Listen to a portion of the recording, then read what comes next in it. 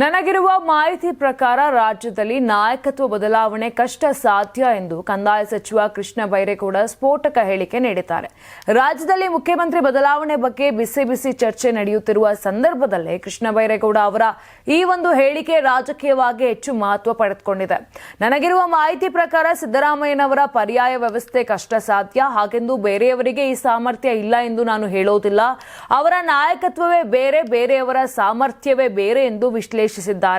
DCM DKShi ಅವರು ಪಕ್ಷ ಸಂಘಟನೆಯಲ್ಲಿ ಮುಂದಿದ್ದಾರೆ. ಒಂದು ಕಡೆ ಸಿದ್ದರಾಮಯ್ಯ ಅವರು ಸರ್ಕಾರವನ್ನ ಯಶಸ್ವಿಯಾಗಿ ಮುನ್ನಡೆಸುತ್ತಿದ್ದಾರೆ. ರಾಜಕಾರಣದಲ್ಲಿ ಇಂತಹ ಕಾಂಬಿನೇಷನ್ ತುಂಬಾ ಅಪರೂಪ.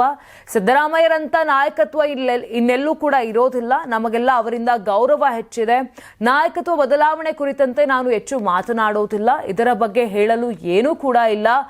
ಇನ್ನು ಮಾಜಿ ಮುಖ್ಯಮಂತ್ರಿಗಳಾದ ದೇವರಾಜ ಅರಸು, ರಾಮಕೃಷ್ಣ ಹೆಗಡೆ ಅವರಂತಹ ದಿಗ್ಗಜರ ಸಾಲಿನಲ್ಲಿ ಸಿದ್ದರಾಮಯ್ಯ ನಿಲ್ಲುತ್ತಾರೆ.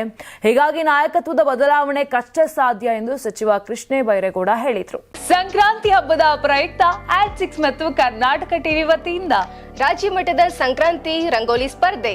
ಕಾರ್ಯಕ್ರಮದ presenting sponsor Saptagiri NPS university. Associate sponsor Genie slim. Genie ಮನೆಯಲ್ಲಿದ್ರೆ ನೀವು ಸ್ಲಿಮ್ ಆಗೋದು guarantee. Cosponsor Nandana palace, legendary Andhra restaurant chain. KMF Nandini, ನಮ್ಮ ನಂದಿನಿ ನಮ್ಮ ಹೆಮ್ಮೆ. ಕೆಎಸ್ಡಿಎಲ್ ಮೈಸೂರು ಸ್ಯಾಂಡಲ್ 100% ಶುದ್ಧ ಶ್ರೀಗಂಧದ ಎಣ್ಣೆಯಿಂದ ತಯಾರಿಸಿದ ಏಕೈಕ ಸಾಬೂನು. ಶ್ರೀ ಸಾಯಿ ಗೋಲ್ಡ್ ಪ್ಯಾಲೇಸ್, ನಿಮ್ಮ ವಿಶೇಷ ಸಂದರ್ಭಗಳ ಸಂಗಾತಿ. ರಾಜ್ಯಾದ್ಯಂತ ಬೆಂಗಳೂರು ಸೇರಿ 35 ಕೇಂದ್ರಗಳಲ್ಲಿ ಸಂಕ್ರಾಂತಿ ರಂಗೋಲಿ ಸ್ಪರ್ಧೆ.